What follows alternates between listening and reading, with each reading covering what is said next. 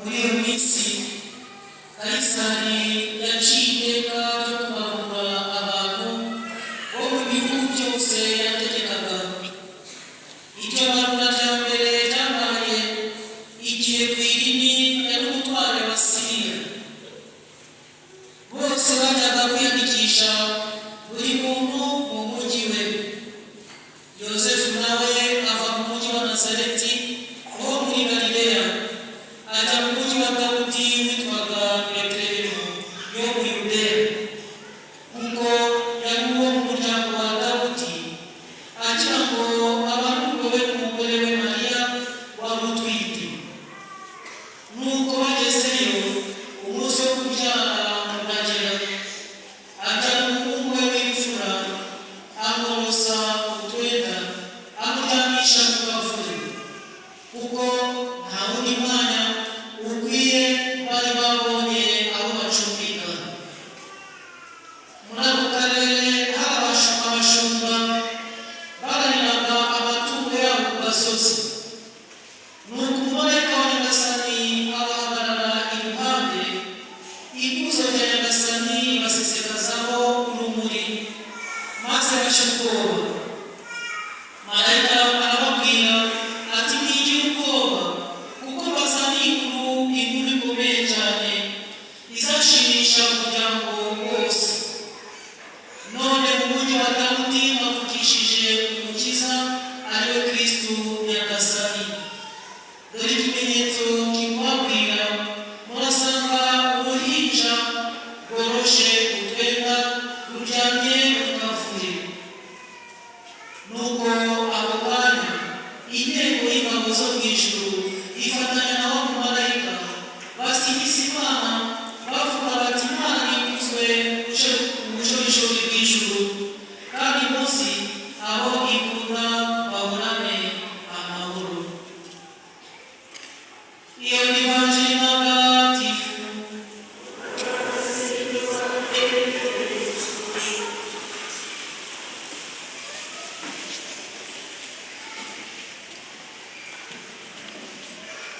Imana nisingizwe mu ijuru twagiye.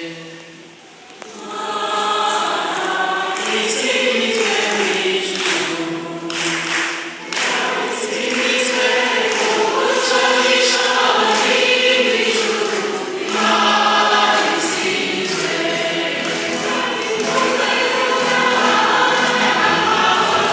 Imana nisingizwe.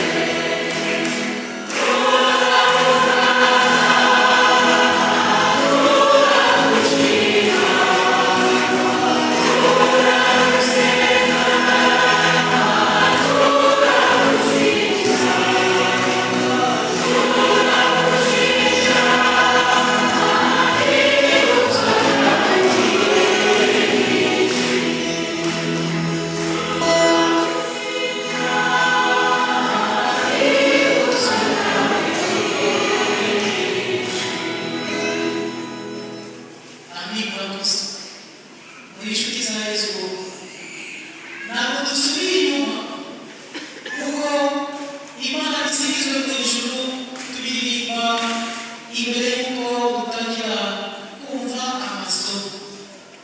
Impamvu nifuje ko tuyitera n'aya magambo y'indirimbo n'igisingizo abamarayika, inteko y'ingabo zo mu ijuru bifatanyije na wa mumarayika wazaniye abashumba inkuru nziza.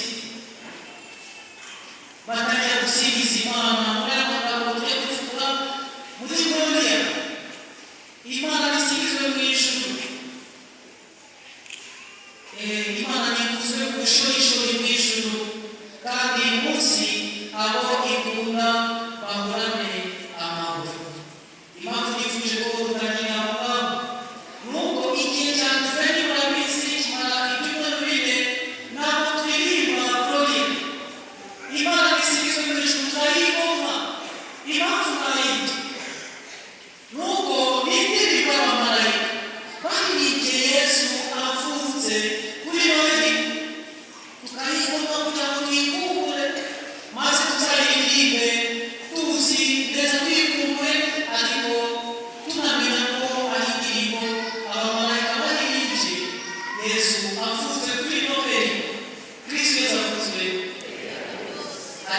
indangagaciro esheshatu rwose nifuje ngo tugarukaho enye twazirikanye mu gihe cya Advent: ukwizera, urukundo, ibyishimo, amahoro, n'izindi ndangagaciro ebyiri dusanga mu ivanjiri uyu munsi: kumvira ndetse no kwicisha bugufi.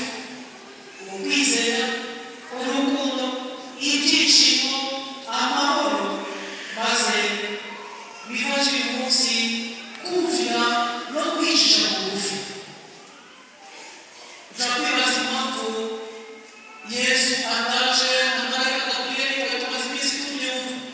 Icyumweru gishize twumvishe marayika Gaburiyeli ngo batatwumvishe. Marayika Gaburiyeli ajya gusura Yosefu akamubwira ko Mariya yasanye ku bubasha bwa Roho Mutagatifu, ntabwo yamuciye inyuma. Kuwa kane twumvishe marayika Gaburiyeli abonekera Zakariya amubwira ko mu zabukuru Elizabeti nawe agiye gusama akazajya ku mwana bakazamwita Yohana. Kuwa gatanu twumvishe marayika nanone ajya kubwira Mariya noneho ko agiye gusama akazajya ku mwana bakazamwita Emanueli, ibyo bivuga Imana turi kumwe. Ibyo kandi tubyumva icyumweru gishize turimo gusoza igihe cya Advent. Ibyumweru bine bya Advent: icya mbere indangagaciro yanjye, icyumweru cya mbere ni ukwizera, icyumweru cya kabiri urukundo, icya gatatu icyumweru cy'ibyishimo, icya kane icyumweru cy'amahoro. Impamvu bifuje ko tugomba kwizo ndangagaciro mu gihe cya Advent: twashojejo igihe cya Advent, twashojejo mbere y'igitaramo cya Noheli. Nizere ko turi kumwe. Numva ndashaka nifuza ko izo ndangagaciro tutazisiga mu gihe cya Advent twashojejo, tuzimukane muri iki gihe cya Noheli. Igihe cya Noheli gitangirana n'igitaramo cya Noheli, tuzasoza iki gihe cya Noheli duhimbaza batisimu ya Nyagasani.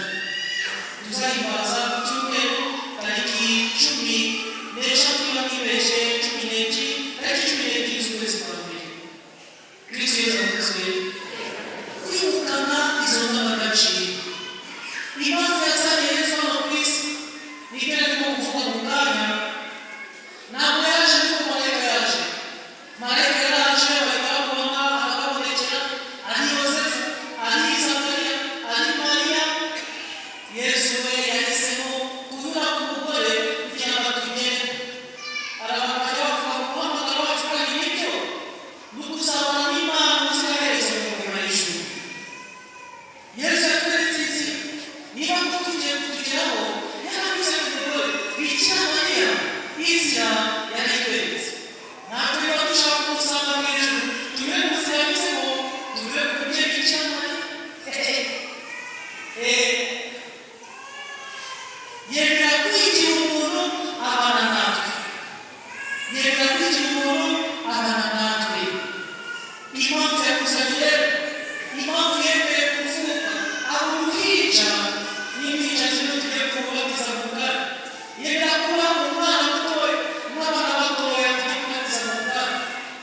Anyura mu myaka yose, ubugimbi, urubyiruko, umukuru, ajya gukora ubutumwa. Impamvu ni uko yashakaga kutubwira ko nyuma y'ubuzima hari ubundi buzima. Ingoma y'ijuru yayigarutseho cyane. Indangagaciro rero y'ukwizera. Kwizera kuzabana n'Imana ubuziraherezo mu ngoma y'ijuru. Impamvu ya mbere yaguzanye yigira umuntu ushaka kugira umuntu abana natwe. Kwizera. Impamvu ya kabiri yaguzanye ni ukubera urukundo agukunda. Kubera urukundo agukunda. Kubera urukundo Imana igukunda. Buri Mana yakunze isi cyane. Iyo twumvishe isi, ushyiraho izina ryawe, ushyiraho izina ryawe. Imana yakunze isi cyane. Yohana 3:16. Kugeza aho yohereje umwana we w'ikinege kugira ngo uzakwemera wese atazacibwa, ahubwo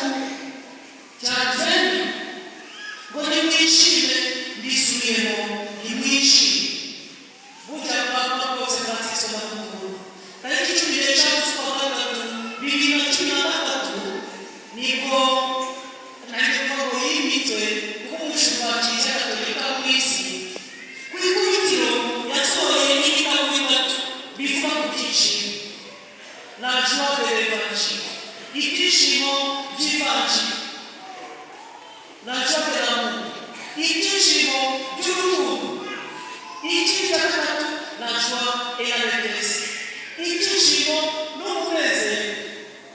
Pontificale rwose muzarebe no ku mbuga nkoranyambaga ahetse kiliziya yose ku isi, abakristo babona miliyari. Ntabwo biba byoroshye ariko mukibona afite akanyamuneza, ibyishimo. Kristo yavuze Yesu mu byakozwe ibyatumye avuga yigira umuntu abantu natwe yashaka kudukura mu gahinda, ishavu, maze abwira abantu barabona ibyishimo kandi birashoboka. Ntabwo ari bya byishimo isi itanga, ahubwo ibyishimo bikomoka ku Mana, ibyishimo bitangwa na Roho Mutagatifu wamaze kuzegerezwa. Bari bafite ibyishimo birasanzwe. Ivugurwa muri Roho Mutagatifu muri 1947 bari abanyeshuri muri universite muri Amerika bamaze gusegerezwa Roho Mutagatifu, bakajya kubiga ngo OSI ni mu Gifaransa. O ni ukuvuga ordre, S ni ukuvuga sourire, guseka, I ni ukuvuga ibyo, ngo baseka muri ibyo uzarebe. Bamaze guseka bishimye, ibyishimo bikomoza bikabareba. Roho Mutagatifu adusegerezamo ibyishimo. Nimwishime tubeho, nimwishime, ni umunsi w'ibyishimo n'umunezero. Noheri bavandimwe, icyo Yesu yatuzaniye, niyo mpamvu yatuvugiye,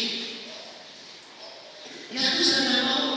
Ni umwana w'amahoro ari ku musozi avuga hahirwa hahirwa hahirwa, Matayo 5:9, hahirwa abatera amahoro bazitwa abana b'Imana. Amahoro nayo ni imwe mu mbuto za Roho Mutagatifu. Amaze gusubira mu ijuru yasatse ibintu, yazaniye isi impamvu yavutse, ari kugira ngo tuzabone amahoro. Ibyishimo ntibingana n'amahoro. Hahirwa abatera amahoro bazitwa abana b'Imana. Niyo mpamvu amaze gusubira mu ijuru yamaze iminsi 10, maze mbere yo kugenda twasetse babwiye ugiye guhabwa imbaraga za Roho Mutagatifu zabaza, bityo muzambere abahamya muhereye i Yerusalemu no kugeza ku mpera z'isi. Maze kuri Pentekosti basengerezwa Roho Mutagatifu. Ikigaragaza Roho Mutagatifu gisubiyemo ntabwo ari ibyishimo gusa, hari n'amahoro. Bakarangwa n'amahoro, ibyishimo ndetse n'urukundo.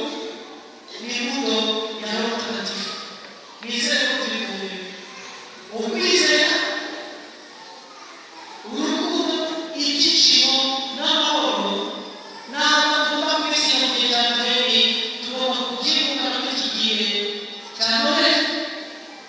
Kandi tugomba gusoza uyu mwaka wa 2024. Reka basabe rwose mu migambi tuzafata mu mwaka wa 2025 harimo uwabatijwe wese n'abana tugiye kubabwiza kuba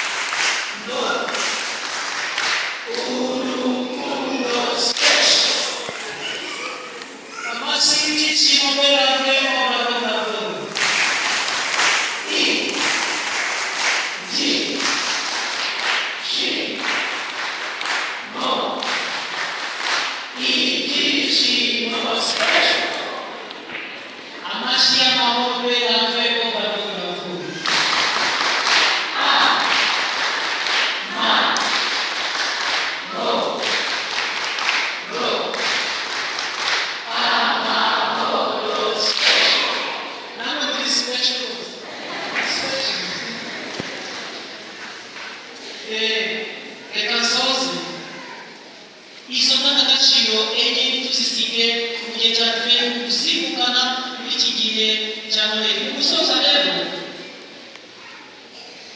kumvira kwicisha bugufi Yosefu na Mariya bumviye ubutegetsi bwo mu gihe cyabo. Tumvishe ko Kayisariya yasohoye iteka ryo kubarura abantu mu bihugu byose yategekaga. Bari bafite impamvu yo kutumvira. Bikira Mariya yarasigaje umunsi umwe, iminsi itatu abyare. Yari afite intege nke. Yari kubwira na Yosefu rwose ntaho tugiye kujya kuva i Nazareti muri Galileya dufata urugendo kuko nta binyabiziga byari biriho icyo gihe. Ngo tugiye kwibaruza mu mujyi wa Betelehemu muri Yudeya, dore ko Yosefu akomoka mu muryango wa Dawudi. Buri wese agomba kujya kwibaruza mu mujyi akomokamo. Ariko nubwo Bikira Mariya yari afite intege nkeya, ari hafi kubyara n'ikimenyimenyi barahageze, umunsi wo kubyara uragera ahita abyara. Barumvira bafata umuhanda baragenda. Na Yosefu nawe yari kuvuga rwose, umugore wanjye ntabwo twajyana, agiye kubyara ngiye kumusigara iruhande. Barumvira baragenda. Kumvira, uwumvira ntabwo yibeshya, ariko yewe nongeraho kumvira ikiri ukuri, kumvira ikiri cyiza. Mu mateka turabizi ko hari abantu bagiye bumvira ibinyoma, bakagenda bumvira ibisenya, bagenda bumvira ibitanga urupfu. Umuntu agomba kumvira, uwumvira ntabwo yibeshya, ariko akumvira ikijyanye n'ukuri, akumvira ikijyanye n'ibyiza, akumvira ikijyanye no gushaka kw'Imana. Abamarayika nabo ntabwo abashuka. Marayika yarababonekeye, barimo kuragira amatungo, abamenyesheje inkuru nziza, umwana batazi. Ababyeyi be n'ababyeyi bibera muri Galileya, Nazareti, batangiye Betelehemu kubera ko bari baje kwibaruza. Kristo Yesu akuzwe. Nimutiye rwose abari hanze nimwinjire rwose, nimwinjire.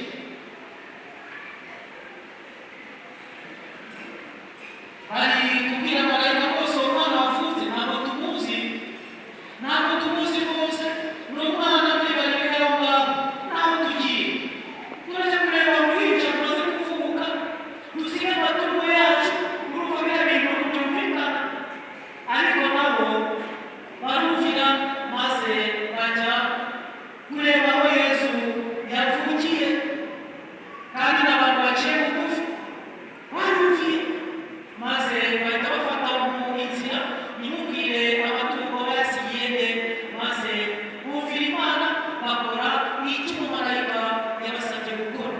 Bikatwibutsa amagambo nkunda cyane ya Bikira Mariya mu bukwe bw'Ikana: icyo babwira cyose mugikore. Icyo gisorejeho ni ukwicisha bugufi. Ukwicisha bugufi kwa Yesu Kristo, ukwicisha bugufi kwa Yosefu na Mariya, ukwicisha bugufi kw'Imana muri rusange. Yesu ava mu rumuri ijuru, avuye mu ijuru aje hano ku isi. Imana yemereye kuba umuntu, ivuye mu bisubizo ije mu bibazo, ivuye mu rumuri ije mu mwijima. Nicyo twumvishe mu isomo rya mbere, abantu bagendaga mu mwijima babonye urumuri nyamwinshi. Abari batuye mu gihugu cy'icuraburindi, urumuri rwabarasiyeho. Kristo Yesu akuzwe.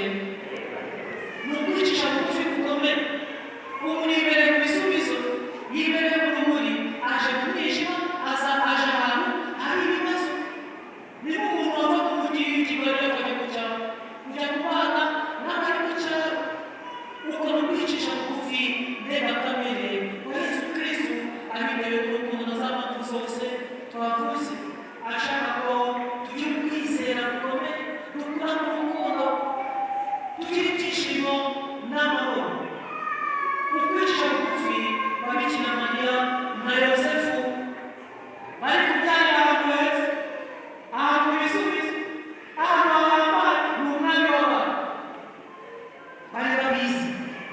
Bikira Mariya ndamukunda aho yajyanye n'abavandimwe ba Yesu bagiye kumushaka basanga imanga